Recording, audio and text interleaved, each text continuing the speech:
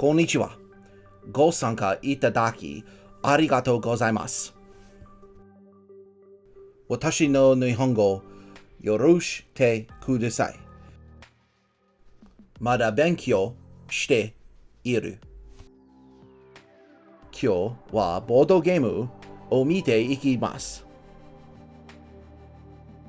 定番私は英語で話すべきです。And like I said in the intro, we're taking a look at a board game today. This board game is based on Fang of the Sun Dougram. Fang of the Sun Dougram, or 太陽の牙ダグラム, was an anime that ran on TV Tokyo from October 23rd, 1981 to March 25th, 1983 for a total of 75 episodes. The animation was done by Studio Sunrise, which would eventually be acquired by Bandai Namco and become part of that giant conglomerate.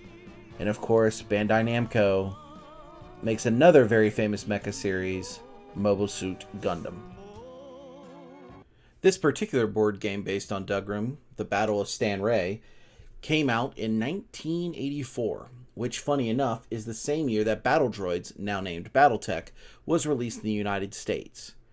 My copy has certainly seen better days, most likely been sitting in a closet somewhere in Japan for close to 37 years, but after months of hunting auction sites, I was able to secure this copy, and knowing a little Japanese and a lot of Google Fu helped in this endeavor.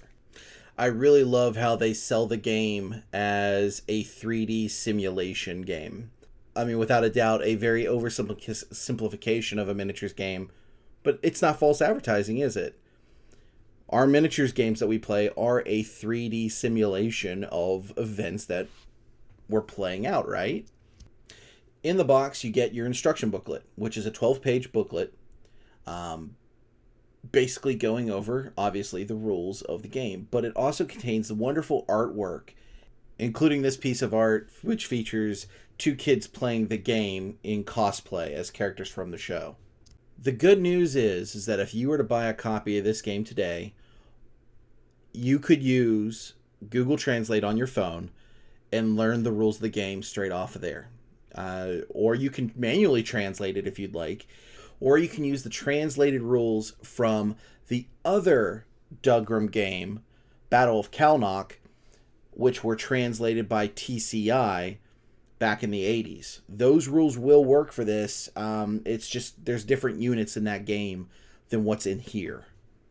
The game is based on hexes, which is similar to Battletech, and you do have mecha miniatures. But the difference is these mecha miniatures are a lot smaller, and the hexes are a lot smaller. So the maps that are enclosed in here would not be compatible with Battletech unless you got even smaller miniatures, which would be 1/400th scale to go with it. The game came packaged in this nice black tray, which contains the two viewfinders, the miniatures, and the trees.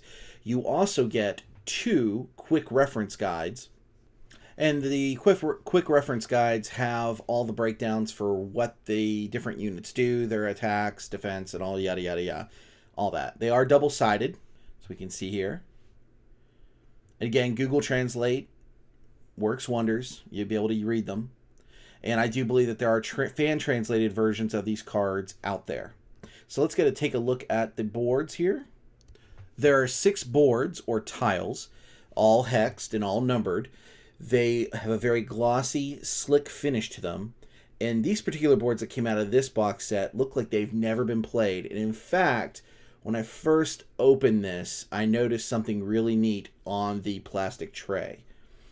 But one thing I kind of want to do is get high-res scans of these boards and upscale them to Battletech hex size so we could actually use them for that. I'm going to look into the feasibility of that, and I don't think if I distribute the files for free or put them up on Internet Archive that Takara, who published this game, is really going to come after me. I don't think that's going to be a problem. If I were to turn around and sell them, then yeah, I would expect them to come after me. But we'll see what happens. And so looking at the back of the box, you get a brief breakdown of this, like the synopsis of what is Dougram. The Battle of Stanrey was a pivotal part in the anime where the liberation forces basically get their first major win over the Earth Federation. So when I actually got this package from Japan, I noticed that the tape was still sealed on the tray here. This has never been opened. And I have been debating for months, do I open it or do I keep it sealed? And I'm going to open it. Right or wrong, I'm going to open it. It just astounds me that this sat in someone's closet for 37 years and was never, the miniatures and everything was never opened. The listing did not say anything about it still being sealed.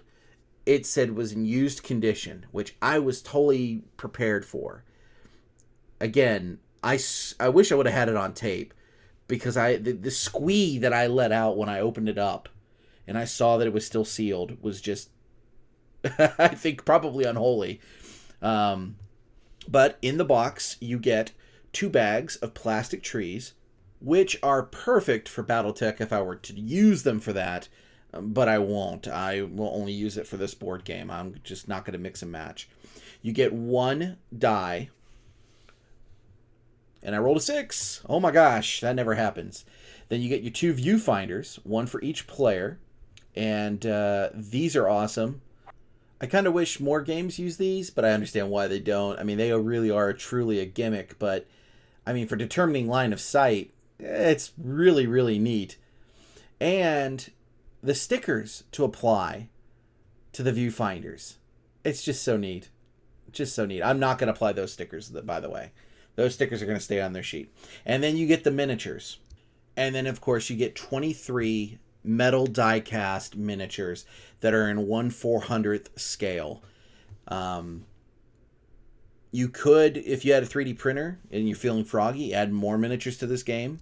Or if you have access to a digital scan of the rules and the maps, you could actually probably just recreate this at home now and not even have to hunt down the copy of this game or the second game in the series, Battle of Kalnock. You could probably just DIY it. Let's transition and take a look at the miniatures. First up is Dougram. Really, really small, right? Let's zoom in. And what you'll see here is that they are all just mono pose. They're the same pose. Just standing up straight, but chock full of detail for the scale that it's in. It's pretty impressive. No, I'm not going to paint them. That would be absurd.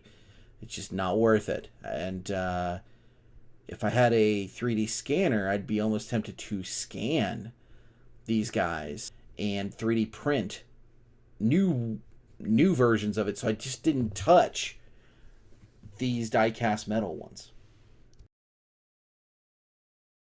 And here is the light Soltic combat armor. It is basically a lighter armed version of what we would know or call the Griffin. There are 2 versions in this box set of this combat armor. Next up is the Blockhead combat armor. A little bit different, but should be familiar to Battletech fans. It's a pretty neat little design. In the anime, it's a bit of a heavier mech, a heftier mech, but not quite the heaviest that you see in the anime. Next up is the Bushman, and the Bushman looks like it could be a Griffin, right? But it isn't. It is different. The similarities are kind of just in the chest and a little bit in the head, but it is its own distinct thing. It is not a Soltic in any way, and it's neat. It's neat to have similar looking mecha, but they are different models. It's kind of like having different cars in the same, brand. Like, it's a Ford, right? There's going to be some similarities, but they aren't exactly the same vehicle. Pretty neat. And next up is the Ironfoot. This guy should look familiar. It's one of my favorite designs in all of Battletech and Mecha in general. It's just a solid asymmetrical design that looks like it's tough as nails and just could go to war. Love it. Love it, love it, love it. And you get 7 copies of this in the box set. And the reason for that is that both sides in the anime actually use the Ironfoot. And here we go with the last combat armor, which is the heavy Soltic. And again, heavy's in quotation marks. I apologize for the continuity error here. I forgot to film this originally, and when I was doing editing, I was like, hey, aren't there more mechs? Yes, there are. This one has an arm-mounted cannon rather than holding a gun, and a bigger missile launcher on the shoulder.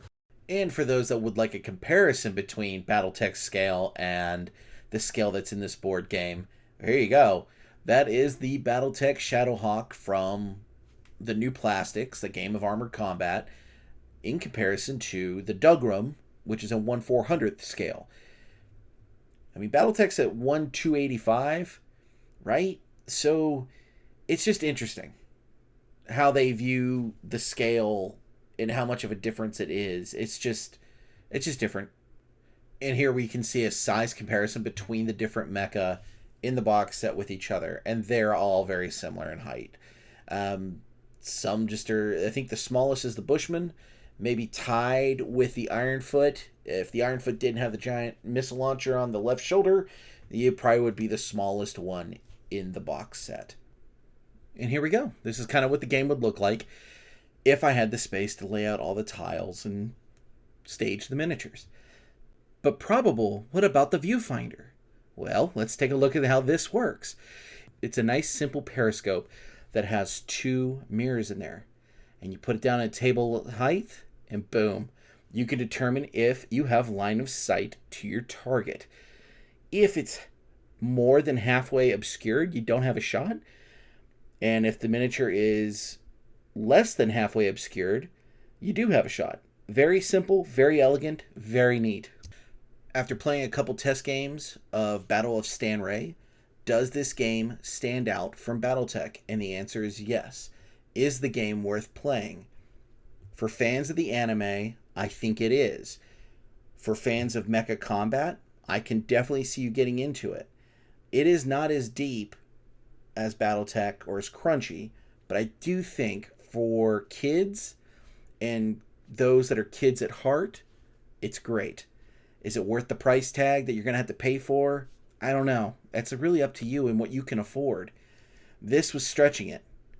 You might be just better just playing Battletech with mechs that are from Fang and the Sun and trying to emulate it. But I don't think you can go wrong with picking up a copy of Battle of Stanrey.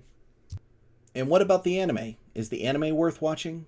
I think it is. Especially if you like to see Battletech designs or designs for Battletech that were derived from the anime in action, in fluid action. I think it's really, really neat. Most of the series is up on YouTube for free, subtitled. Give it a shot. And that theme song, oh, it sings. Hey, thanks for watching. And if you liked the video, please leave a like or comment or even a subscribe if you're already not subscribed. Or, what would be really awesome is if you shared the video.